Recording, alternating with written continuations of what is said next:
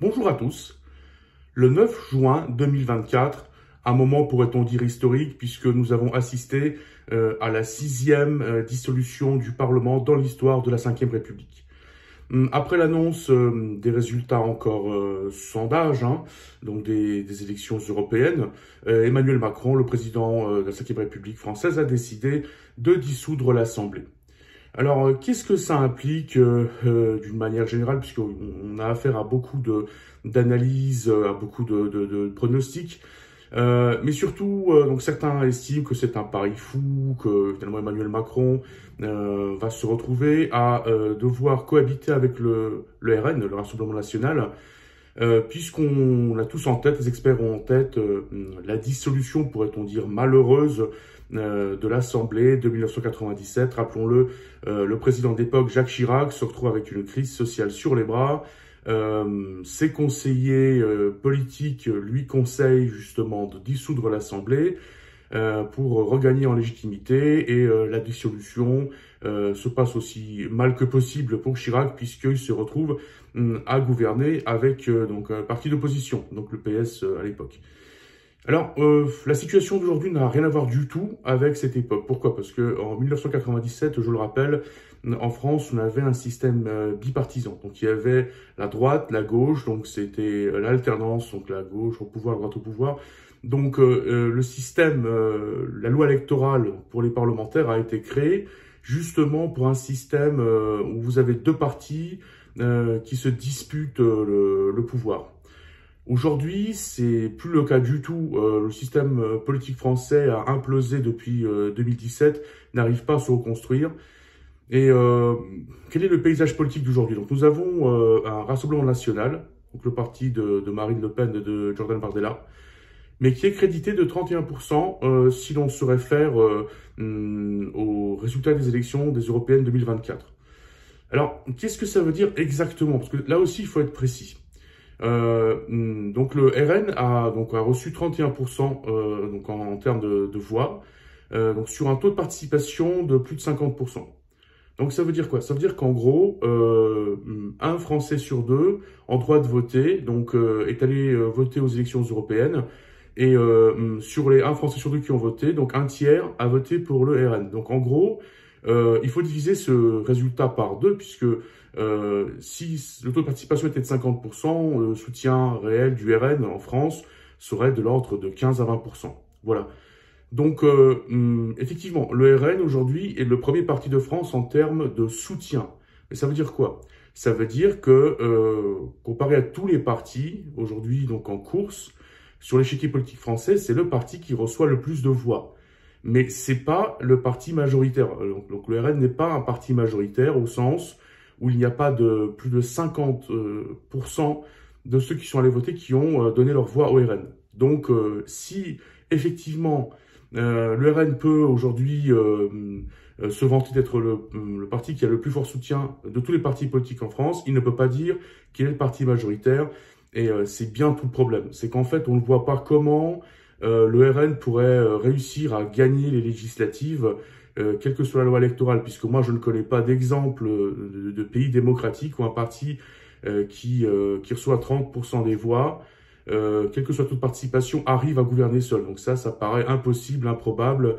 Donc là, il faut bien rester précis sur les explications de la situation politique.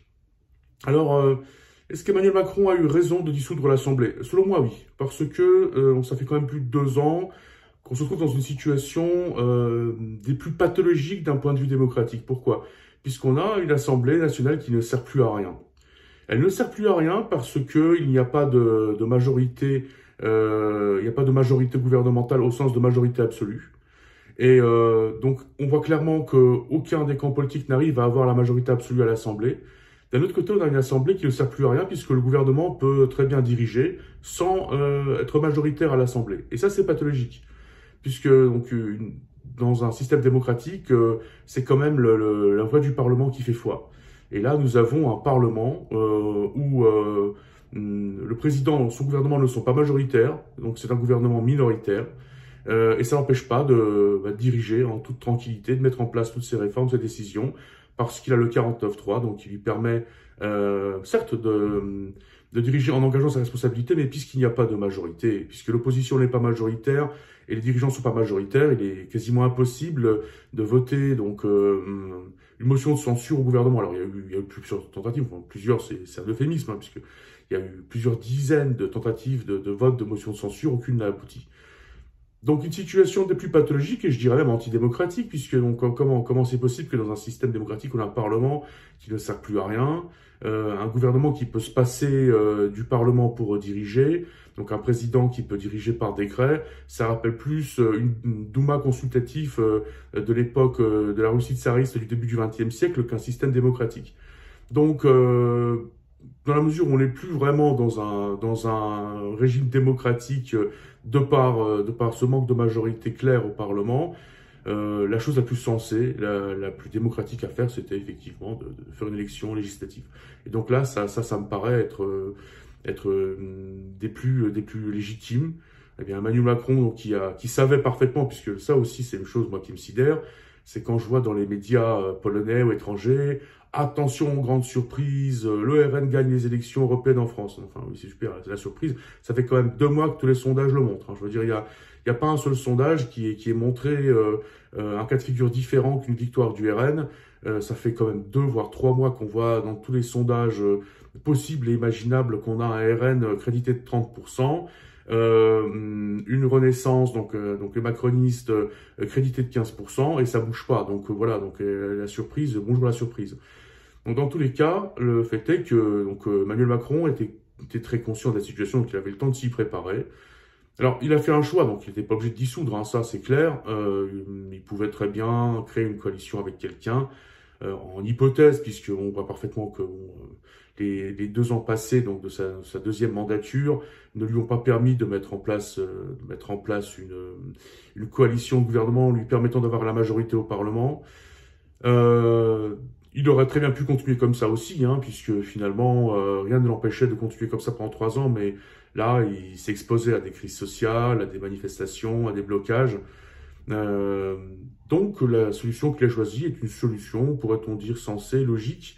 Et je voudrais le dire clairement, on n'est vraiment pas dans le cas de figure de 1997. Hein. On est vraiment dans un cas de figure différent, où on a un président qui n'a pas de majorité au Parlement depuis 2 ans, qui gouverne par décret, qui gouverne avec le 49.3, donc qui est dans la légalité, certes, mais qui est dans un système, on peut dire, antidémocratique.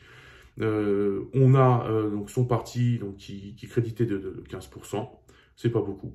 Et on a une opposition, enfin un parti d'opposition qui a le double de son crédit de voix. Donc dans ce cas de figure, pour éviter prendre les devants, la dissolution me paraît être la meilleure des idées, la meilleure des hypothèses qu'il ait pu mettre en place.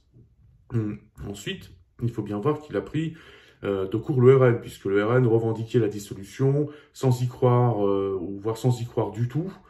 Et là, on voit clairement que le RN est surpris. Alors, on voit un rapprochement de Marion Maréchal avec Marine Le Pen. Bon, le RN essaye un peu de se consolider, mais on voit clairement que le FN l'ancien FN, le RN d'aujourd'hui est dépassé un peu par les événements, puisque c'est très compliqué pour un parti d'opposition, pour un parti anti-système, de pouvoir comme ça, en 3 semaines, créer une campagne électorale, une dynamique qui lui permettrait de passer de 30% à plus de 50%.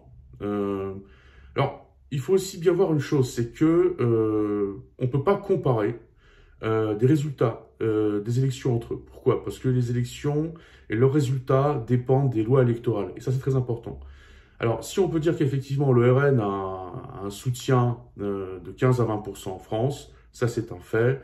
On ne peut pas comparer les résultats des européennes à des éventuels résultats des législatives. Pourquoi? Parce que la loi électorale est complètement différente. Et ça, il faut bien le comprendre. Donc moi, les experts qui commencent à superposer comme ça des élections les unes sur les autres, je leur dis c'est pas sérieux du tout. D'un point de vue méthodologique, c'est absolument pas sérieux, c'est pas crédible. Alors, prenons la loi électorale des élections législatives, parce que c'est ça qui nous attend. Donc, je le rappelle, le 30 juin, premier tour, 7 juillet, deuxième tour des législatives. Les Français vont élire leur Parlement. Donc, comment ça marche? Parce que là aussi, il faut bien expliquer, il y a pas mal de gens qui votent. qui comprennent pas trop comment ça marche, qui comprennent pas trop comment on compte les voix. Et moi, j'estime que dans un système démocratique, il faut quand même savoir comment ça se passe, pour que les choses soient claires et transparentes. Alors, à l'heure d'aujourd'hui, en France, nous avons 577 députés, dont 539 sont élus en métropole, 19 d'entre eux sont élus dans les départements d'outre-mer, 8 d'entre eux sont élus dans les collectivités d'outre-mer, donc à ne pas confondre les départements et les collectivités d'outre-mer, c'est pas la même chose. Et 11 d'entre eux sont élus par les Français de l'étranger. Donc les Français de l'étranger, donc les Français vivant dans le monde entier, hors sol français, que ce soit en métropole ou dans les dom-toms. En France, nous avons ce qu'on appelle un scrutin uninominal à 2 tours. Et c'est un système qui est assez compliqué. Moi, je peux le dire parce que moi je commente également donc l'actu polonaise.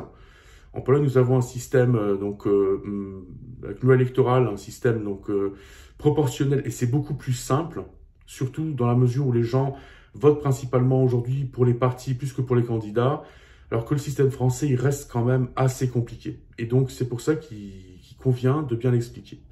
Donc, en quoi consistent les élections? Donc, selon la loi électorale aujourd'hui en vigueur en France, les élections législatives. Donc, comment est-ce qu'on élit nos députés? Alors, quelle est la règle? Quelles sont les règles?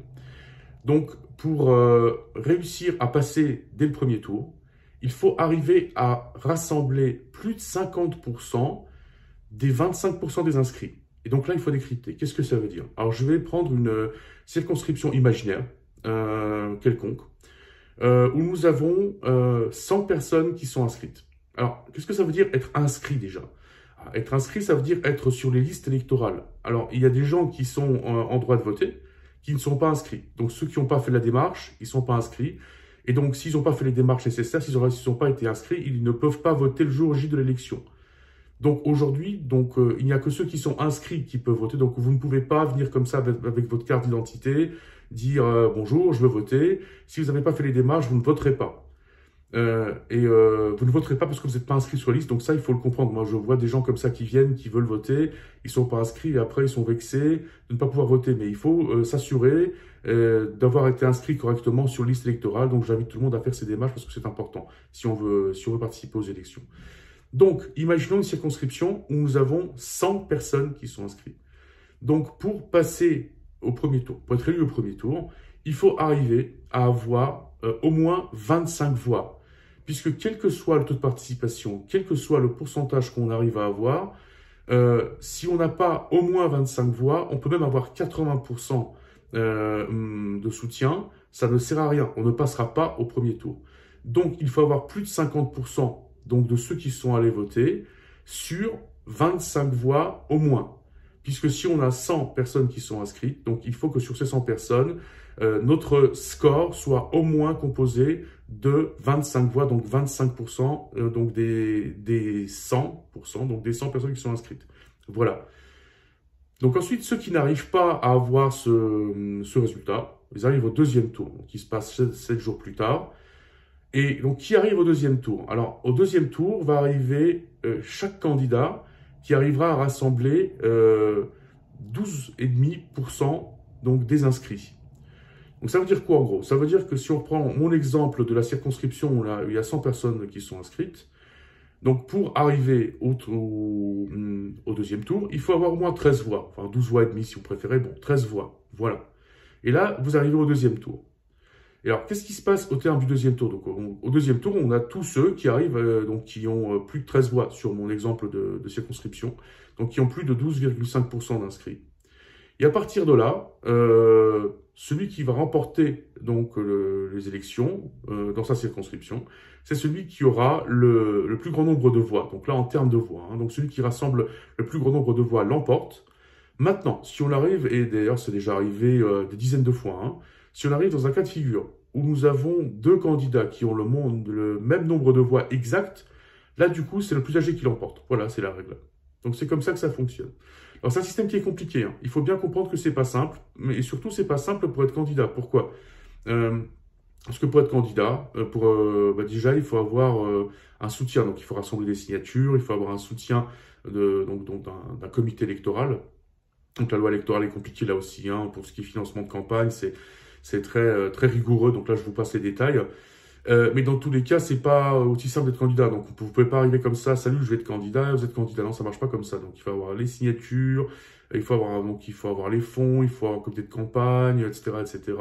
Donc, c'est pas simple. Il faut aussi avoir un colistier, puisqu'il faut bien comprendre que quand on se présente aux législatives, donc ce sont deux candidats qui se présentent. Donc, il y a le candidat principal et son suppléant. Donc, en cas d'abandon, pour quelle raison que ce soit, en fait, du mandat par le candidat principal. Voilà.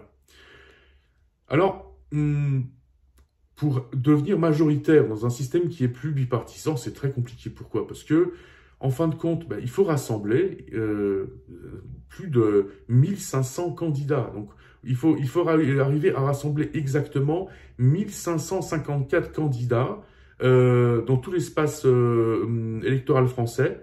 Sur ce, il faut avoir la moitié des candidats qui sont des hommes et l'autre qui sont des femmes. Pourquoi? Parce que nous avons un système paritaire qui est de 50-50. Et donc, celui-là, il est obligatoire. Donc, il faut que vous arriviez, donc si vous êtes un parti politique qui a la prétention d'avoir la majorité au Parlement, donc il vous faut rassembler 1554 candidats dans l'espace électoral français, sérieux. Hein. Donc, c'est donc des gens pour qui on est susceptible de voter. Pourquoi 1554? Parce qu'il vous faut le double des candidats du nombre de députés. Pourquoi? Parce qu'il vous faut le candidat pour être député et le suppléant. Donc aujourd'hui, moi je vois mal comment le RN pourrait arriver à rassembler 1554 candidats sérieux pour arriver à la majorité. Alors vous me direz oui, certes, beaucoup de gens votent pour le logo du parti, ok, mais le candidat est quand même important. Donc vous pouvez pas mettre n'importe qui, faire n'importe quoi. Donc là aujourd'hui, moi je vois mal comment le RN pourrait rassembler des candidats en fait en si grand nombre. Qui soient éligibles et qui arrivent à obtenir la majorité absolue au Parlement. Ça me paraît infaisable. Sachant surtout qu'on voit clairement qu'il n'y aura pas un bloc de droite. On voit clairement que donc Reconquête n'ira pas avec le RN aux élections. Donc, on a Marion Maréchal qui apparemment quitte le navire d'Éric Zemmour qui est en train de couler. Les LR, donc les Républicains, donc ne n'iront pas, ça c'est sûr, avec le RN. Alors peut-être que le RN arriverait à rassembler autour de lui donc des petits partis comme Debout la France et autres, mais c'est pas suffisant. Donc aujourd'hui, dans la mesure où le RN n'arrive pas à rassembler la droite, où il n'y aura pas de bloc de droite, moi je vois vraiment pas comment le RN pourrait arriver à devenir majoritaire en France en 3 semaines. Je vois pas comment ce serait possible. Et je m'en référais également à l'exemple donc de novembre 2015 où nous avons les régionales. Alors on disait attention, les attentats du 13 novembre, ça va faire monter à l'époque le FN. Ben oui, ça l'a fait monter de quelques pourcents, mais ça n'a pas suffi. Et aux législatives, c'est compliqué pour un parti comme le RN, surtout dans le cadre du Front républicain. Pourquoi? Parce que on arrive sur des deuxièmes tours. La plupart des députés sont élus au deuxième tour. Donc au deuxième tour, on va arriver avec des candidats de deuxième choix. Donc si on arrive sur un système tout sauf le RN, un Front républicain, les candidats RN déjà sont handicapés par rapport à leurs concurrents, sachant que je vois pas comment est-ce qu'ils arriveraient à rassembler 1554 candidats sérieux, sachant que je vois pas comment est-ce qu'ils arriveraient à passer de 30% à 50% de soutien en l'espace de 3 semaines. Moi, le pouvoir aux mains du RN après les législatives de juin-juillet, c'est de la politique fiction. Je vois pas comment ce serait possible. Maintenant, hormis le RN, puisque bon, on va pas non plus passer toute notre vie à faire du front anti-RN et le front républicain. Ces législatives ont la capacité, l'avantage de pouvoir débloquer la situation politique en France. Alors, à plusieurs niveaux, parce qu'aujourd'hui, on a un souci en France, c'est que on a un système politique qui a implosé. On a des partis politiques qui ont complètement implosé. Aujourd'hui, naguère l'UMP, à l'époque encore le RPR, aujourd'hui les LR, ne sont plus que l'ombre d'eux-mêmes. Alors si ce parti pèse encore quelque chose dans les collectivités, il pèse plus rien au niveau national, et ça on le voit, hein, crédité de 8% aux européennes, au présidentiel, Valérie Pécresse qui arrive avec un 4,5%, bon ce sont des scores qui pour un parti qui était quand même un parti de gouvernement pendant des années, c'est des scores qui sont pitoyables et ridicules. Donc aujourd'hui, le centre droit n'existe plus, hein, il a implosé. Pareil à gauche, hein, on a NUPES qui n'existe plus que sur le papier. Alors apparemment, donc, on a des leaders de gauche qui appellent au Front Populaire, qui appellent à reconstruire la NUPES. Mais aujourd'hui, surtout, on a un Jean-Luc Mélenchon qui brille par son manque de sérieux.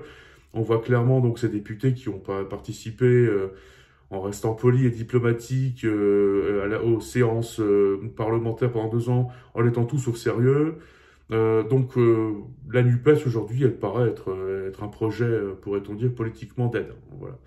Mais on a aussi un Raphaël Glucksmann qui fait un score des plus prometteurs hein, aux européennes, près de 14%, c'est carrément pas mal. Quelqu'un qu'on créditait même pas de 5% au départ, on arrive à faire 14%, donc on a effectivement quelque chose qui est en train de renaître.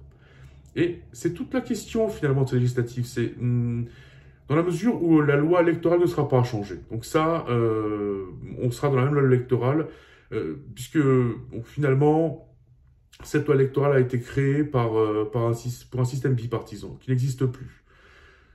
Cette loi électorale n'a pas permis de dégager une majorité parlementaire, une majorité présidentielle en 2022. Pour qu'on arrive à avoir une majorité parlementaire quelconque, il faudrait des alliances. Le problème, c'est qu'aujourd'hui, les alliances, on les voit pas trop venir. Alors, c'est sûr, on est qu'au début de la campagne, mais vous me direz, quand on est dans une campagne qui doit durer 19 jours, puisque c'est exactement ça que ça va durer, quasiment 18, puisqu'on est en fin de la première journée, chaque heure compte. Donc, si au bout de la première journée de campagne sur 19 jours, on n'a pas d'annonce d'alliance, et ben c'est mal parti pour les alliances. Ça paraît assez certain. Donc si on n'arrive pas à avoir des alliances claires, si on ne voit pas d'alliance à droite, qu'on ne voit pas d'alliance à gauche et qu'on ne voit pas d'alliance macroniste, qu'on ne voit pas de bloc présidentiel, je ne vois pas comment est-ce qu'on pourrait arriver à avoir une majorité le 7 juillet 2024 au Parlement. Donc moi, ce qui m'inquiète, c'est que finalement, après ces législatives, qu'on se retrouve dans un cas de figure assez similaire. C'est qu'on ait un RN relativement fort, et qui ne soit pas majoritaire, qu'on se retrouve avec des partis de gauche, des partis de droite qui ont quelques dizaines de députés, avec un camp macroniste donc qui n'a pas une majorité présidentielle qui n'a pas la majorité.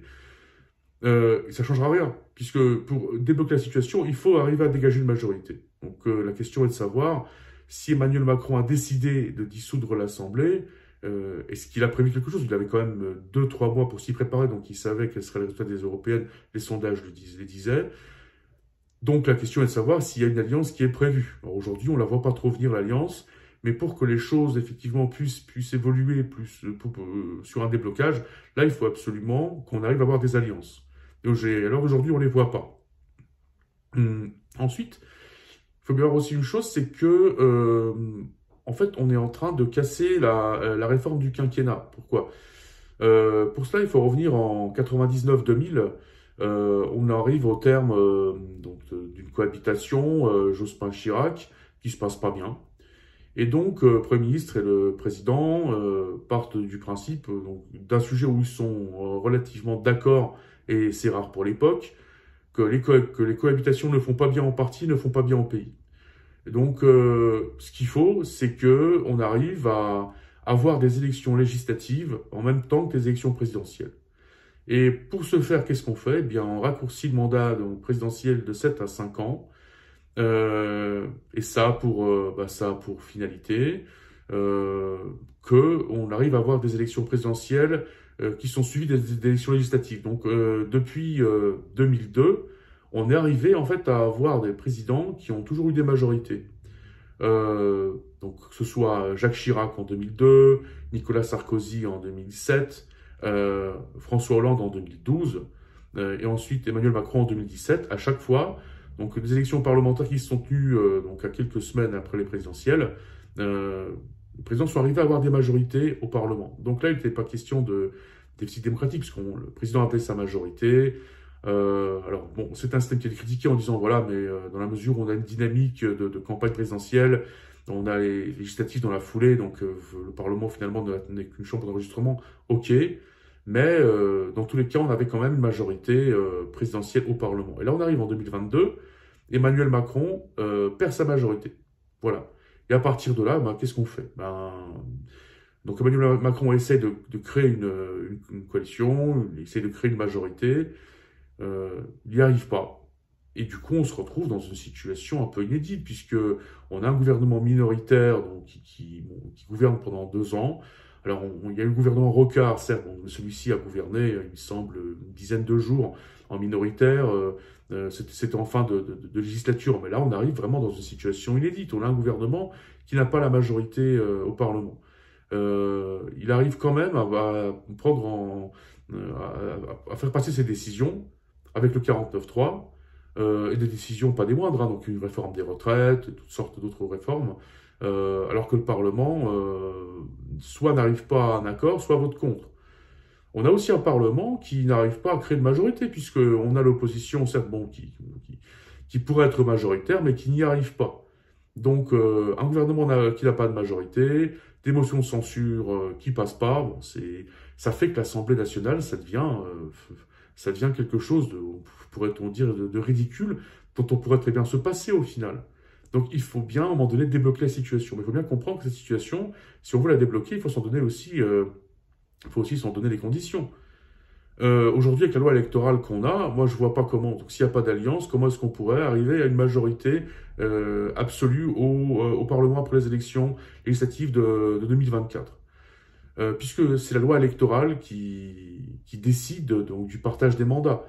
Alors, soit on met en place une portion de proportionnelle, hein, donc ça avait été envisagé même par Emmanuel Macron, ça n'a pas été fait. Soit on change les règles, mais là, tel que c'est parti, moi je vois pas comment est-ce qu'on arrive à dégager une majorité. Et c'est bien tout le problème, parce que bon, on voit clairement que cette manœuvre a été faite pour prendre de court le FN. En gros, le RN, l'ancien FN, nous explique depuis des mois qu'ils sont prêts pour gouverner. Ils sont prêts, ils savent comment faire, ils savent comment gérer tous les sujets, tous les dossiers, etc. Donc super. Donc qu'est-ce que leur dit aujourd'hui Emmanuel Macron? Il dit, ah, ok, vous êtes prêts, pas de souci, il n'y a pas de problème, voilà. Vous voulez des élections anticipées, pas de souci, moi je vous les donne. Et là, du coup, ça va porter préjudice au RN qui d'une part, n'est pas prêt, disons-le clairement. Ensuite, qui, sur ses annonces, montre clairement qu'il n'est pas prêt. Bon, proposer Jordan Bardella au Premier ministre, bon, 28 ans, super. Bon, c'est pas l'âge, mais la compétence qui compte, paraît-il. Bon, je vois pas comment quelqu'un de 28 ans pour être Premier ministre, on vous dirait tout est possible. Pourquoi est-ce que Marine Le Pen ne veut pas prendre ses responsabilités et prendre les rênes du gouvernement en cas de victoire? Bon, voilà, ça montre bien qu'elle n'y croit pas, qu'on est vraiment dans une posture, de l'imposture, quoi. Hein. Donc, ces élections auront effectivement pour but de bloquer le RN, puisqu'on va revenir à un moment donné sur un front républicain, c'est sûr. Et le problème, c'est que ça ne suffit pas. Et si on se retrouve au terme des législatives, si on se retrouve le 8 juillet au matin, avec un Parlement fraîchement élu où il n'y a pas de majorité envisageable ni possible, on n'aura rien gagné du tout. Donc on sera allé aux urnes, on aura voté, et finalement tout ça ce sera pour rien, puisque le 8 juillet, on va reprendre les mêmes, on va recommencer. On va être reparti comme en 2022. Et ça, c'est pas l'idée. Donc la question est de savoir, parce qu'on ne changera pas la loi électorale à 2 semaines et demie des élections, ça c'est sûr. La question est de savoir, est-ce qu'il y a un plan envisagé? Est-ce qu'il y a une alliance qui est prévue par quelqu'un? S'il y a une alliance de prévue qui pourrait être envisageable, on pourrait envisager une alliance macroniste, LR, PS, donc qui pourrait présenter des candidats communs. Ça paraît faisable. Donc est-ce que c'est le cas? Ça, on n'en sait rien. On sait qu'à droite, il n'y aura pas d'alliance. Donc ça on le sait déjà, hein, ça n'arrivera pas. On sait qu'à gauche non plus, la NUPES, c'est mal parti. Donc aujourd'hui, la seule alliance qui pourrait se faire, c'est une alliance autour d'Emmanuel Macron. Mais est-ce que Emmanuel Macron a la capacité, les ressources, le potentiel pour créer cette alliance? Ça, c'est la question. Et surtout, qu'est-ce qu'il a en tête? Parce que, comme dit, il avait 2 mois pour lancer cette idée, pour préparer cette idée, et il savait depuis 2 mois quels seraient les résultats, donc il a décidé de dissoudre l'Assemblée, ok. Mais qu'est-ce qu'il a en tête? Est-ce qu'il a en tête réellement de débloquer la situation, de dégager une majorité claire au Parlement, ou est-ce que l'idée, c'est juste d'embêter le RN? Parce que si c'est juste l'idée est juste d'embêter le RN, eh bien ça ne servira pas à grand chose, et la crise sociale et politique, il l'aura de toute manière. Alors s'il va éviter la crise politique et sociale, il faut qu'il ait pensé à une alliance avec quelqu'un. Est-ce qu'il l'a fait? Bon, ça l'avenir nous le dira. Il faut bien voir que dans la mesure où les élections donc, vont se dérouler 21 jours après la dissolution de l'Assemblée, on est dans le premier jour de campagne qui est en train d'arriver à son terme, sachant que donc, au terme de 19 jours de campagne, on va arriver au 20e jour où on sera en silence électoral, au 21e jour où on aura le premier tour des législatives. Quand on a 19 jours de campagne, chaque seconde compte. Hein. Donc, si au terme du premier jour de campagne, on n'entend pas parler d'alliance, bah, du coup, on peut dire que déjà, ça commence mal. Donc, il faudra attendre de voir ce qui va se passer. Je vous remercie beaucoup d'avoir prêté attention à cet enregistrement. Pour ceux qui estiment qu'il y a une quelconque valeur, je vous invite à bien vouloir le liker. Je vous invite également à vous abonner à ma chaîne pour ceux qui estiment qu'elle représente une quelconque valeur. Je reste à votre disposition pour toute question, tout commentaire. N'hésitez pas à m'écrire, que ce soit sur les réseaux sociaux, que ce soit sur YouTube, que ce soit par email. Je reste aussi à la disposition de ceux qui souhaiteraient un commentaire donc en direct sur antenne dans les médias. Pour l'heure, je vous remercie pour votre attention et du temps que vous avez consacré à cette vidéo et aux vidéos précédentes. Et je vous dis à bientôt, à très bientôt.